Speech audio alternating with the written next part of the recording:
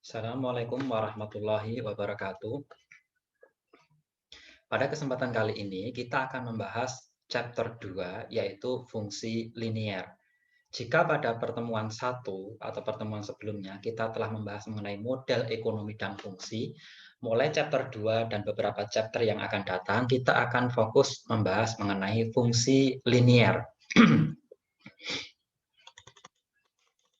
Kita langsung saja akan membahas fungsi linier terkait dengan kemiringan dan titik potong sumbu. Di sini sebagai pengantar, ini adalah salah satu contoh penulisan dari fungsi linier. Kita akan langsung masuk ke kemiringan dan titik potong sumbu.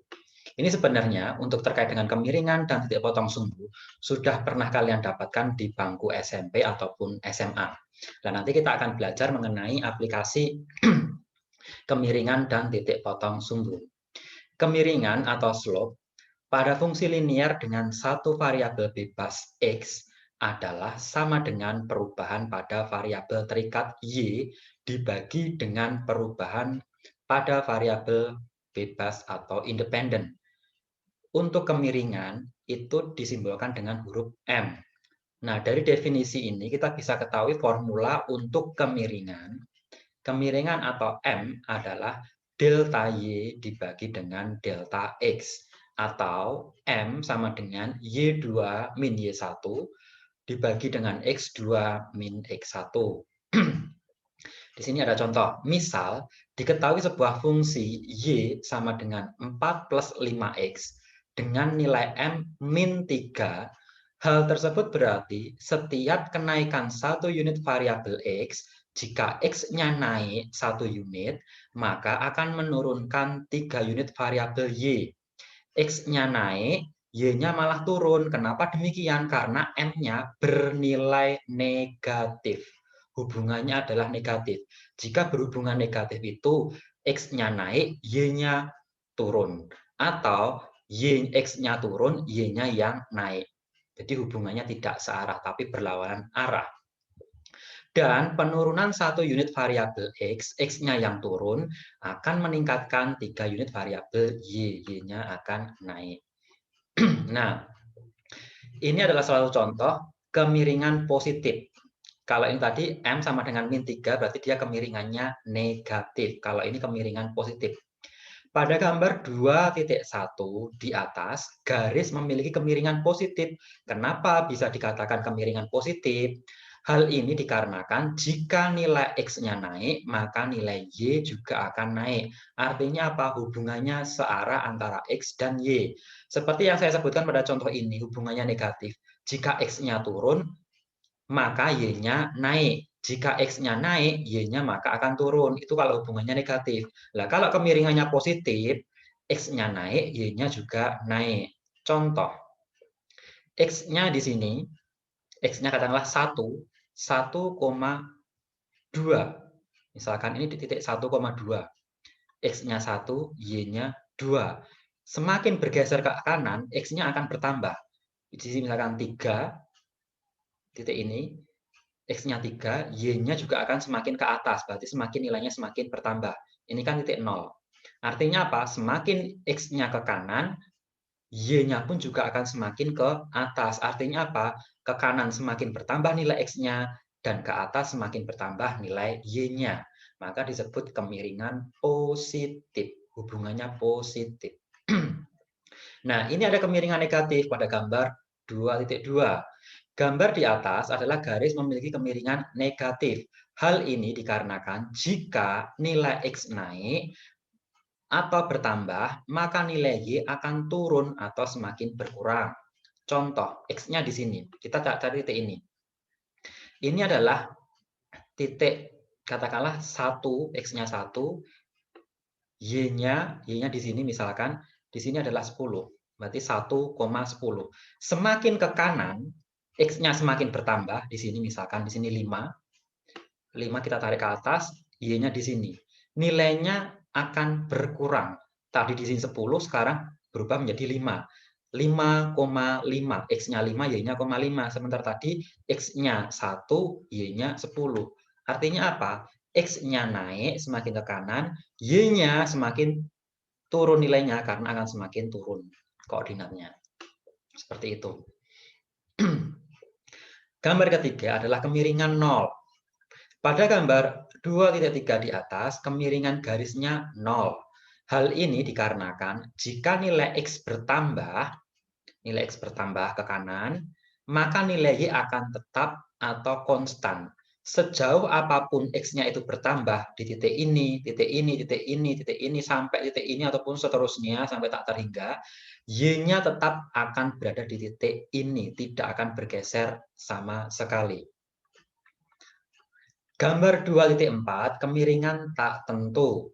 Pada gambar di atas, kemiringannya tak tentu. Hal ini dikarenakan nilai X konstan atau tetap, sementara nilai Y-nya tak tentu. Garis ini, sepanjang apapun garisnya, nilai X-nya akan tetap berada di sini. Y-nya akan terus berubah-ubah. Maka disebut dengan kemiringan tak tentu.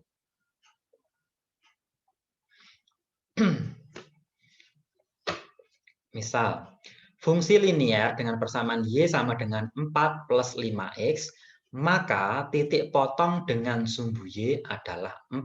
Kenapa bisa 4? Kita misalkan, jika nilai X sama dengan 0, kita substitusikan. Y sama dengan 4 plus 5. X-nya substitusikan 0. Maka ketemu nilainya Y adalah 4.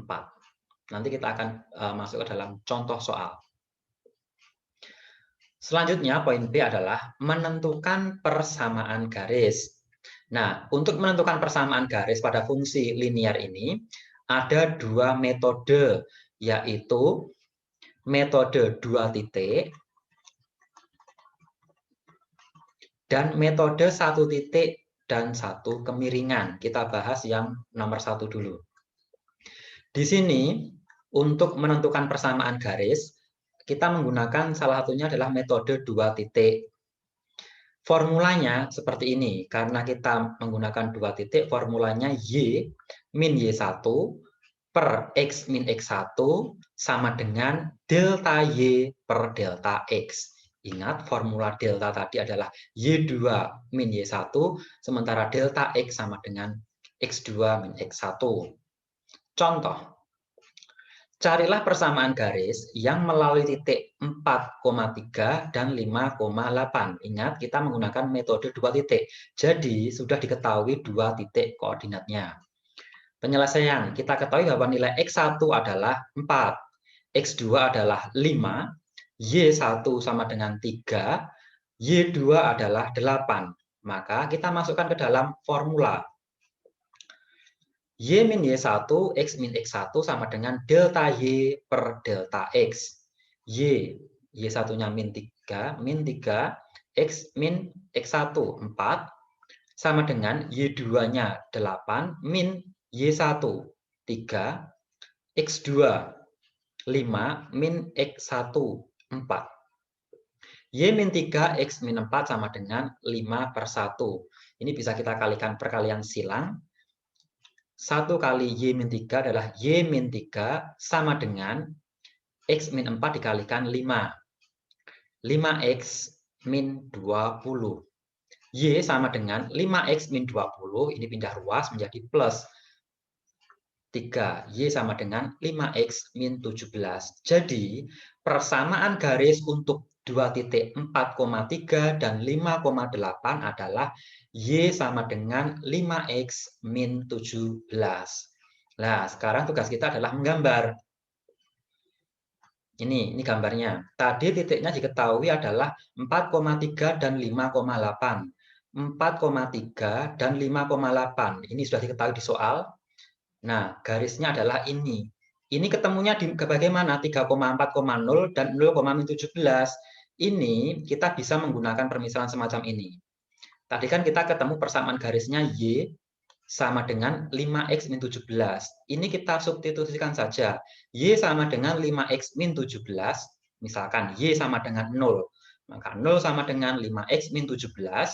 Kita pindah ruas, 17 sama dengan 5X. X sama dengan 17 per 5, yaitu 3,4. Y-nya tadi 0. 3,4,0 nilainya di sini. Kemudian Y sama dengan 5X min 17, tadi sudah Y sama dengan 0, maka X juga harus sama dengan 0. Maka Y sama dengan, kita substitusikan, ketemunya adalah min 17. Ini 5 dikalikan 0, 0, min 17, min 17. Jadi 0, min 17. 0, min 17. Jadi kita bisa menggambar ini. Ini sudah diketahui di soal, 2 ini. Terus titik 2 ini bisa kita cari melalui persamaan garis yang sudah kita temukan tadi. Cukup mudah dan sangat mudah. Ini sudah diajarkan, sudah kalian dapatkan waktu kalian SMP dan SMA, harusnya masih ingat. Nah, metode yang kedua yaitu metode satu titik dan satu kemiringan. Kalau metode yang pertama tadi 2 titik saja, kalau ini diketahui 1 titik dan 1 kemiringan. Formulanya, formula yang pertama tadi, yang 2 titik tadi kan, Y min Y1 per X min X1 sama dengan delta Y min delta X. Nah, dari persamaan tersebut bisa dipecah ke dalam persamaan 2 ini, dan akhirnya M ini Y2 min Y1 per X2 min X1. Ini kan rumus M yang tadi sudah kita bahas di awal. Dari persamaan 2 dan 3 ini, kita ketahui bisa disederhanakan menjadi rumus semacam ini. Y min Y1 sama dengan M, X kalikan X min X1. Ini adalah formula yang kita gunakan untuk metode satu titik dan satu kemiringan. Titiknya cuma cukup 1 dan 1 kemiringan, M-nya yaitu kemiringan ini. Langsung saja ke contoh. Carilah persamaan garis yang melalui titik 4,2 yang memiliki kemiringan 2. X-nya 4, Y-nya 2, dan M-nya 2 kemiringannya. Masukkan saja langsung ke rumus, ke formula. Y min Y1 sama dengan M dikalikan X min X1. Substitusikan, Y min Y1, Y1-nya adalah 2, sama dengan 2, yaitu M, M-nya 2, dikalikan X min 4. 4 adalah nilai dari X1. Y min 2 sama dengan 2X min 8. Y sama dengan 2X min 8 plus 2, pindah ruas. Y sama dengan 2X min 6. Jadi persamaan garis untuk soal di atas jawabannya adalah Y sama dengan 2X min 6. Ini jauh lebih mudah karena lebih simpel. Karena hanya diketahui 1 titik dan 1 kemiringan. Nah, untuk menggambarnya bagaimana? Tadi diketahui 1 titik, yaitu titiknya adalah 4,2. Titiknya 4,2. Lah kita kalau titiknya di sini cuma diketahui 1 titik saja, mungkin kita akan bingung menggambarnya bagaimana. Lah untuk titik-titik yang lain kita bisa menggunakan cara seperti yang poin 1 tadi, yaitu menggunakan bantuan kita permisalkan Y sama dengan 0 dan X sama dengan 0. Oke, kita masukkan. Persamaan garis Y sama dengan 2X min 6. Soalnya Y sama dengan 2X min 6 ya. Yang sudah kita temukan tadi. Y sama dengan 2X min 6. Kita permisalkan Y sama dengan 0. Maka 0 sama dengan 2X min 6. 6 sama dengan 2X. X sama dengan 3. Jadi titik koordinatnya adalah 3,0. Di sini 3,0. Karena Y sudah sama dengan 0, maka X juga harus sama dengan 0. Y sama dengan 2X min 6. X sama dengan 0. Maka Y sama dengan 2 dikalikan 0, 0 min 6. Y sama dengan min 6. 0, min 6. 0, min 6 di kuadran 3. Sehingga kita bisa gambarkan garisnya dengan kemiringan 2 dan diketahui 1 titik 4,2 dengan persamaan Y sama dengan 2X min 6. Gambarnya adalah seperti ini. Cukup mudah, 2 metode, yaitu metode 2 titik dan metode 1 titik serta 1 kemiringan. Masih sangat mudah. Nah, selanjutnya adalah soal latihan. Silahkan perhatikan. Kerjakanlah soal-soal berikut ini untuk kalian yang memiliki NIM belakang ganjil. Silahkan kerjakan nomor 1, A, B, C, dan D. Saya ulangi, untuk kalian yang memiliki NIM belakang ganjil, silahkan kerjakan 1A, B, C, dan D. Untuk kalian yang memiliki NIM genap, nomor paling belakangnya genap, silakan kalian kerjakan poin 1A, 1E, F, G, H. Cukup jelas? Jadi masing-masing anak mengerjakan 4 soal. Untuk yang NIM genap A, B, C, D. Untuk yang NIM ganjil E, F, G, H. Kerjakan soal tersebut menggunakan metode 2 titik serta gambar. Kalian juga harus menggambarnya. Untuk pengerjaannya, silakan kerjakan pada kertas folio dan dikumpulkan saat UTS. Jadi pengumpulannya tidak pada minggu ini, tapi silakan disimpan dulu, kemudian nanti dikumpulkan ke saya pada saat UTS melalui ketua kelas secara kolektif.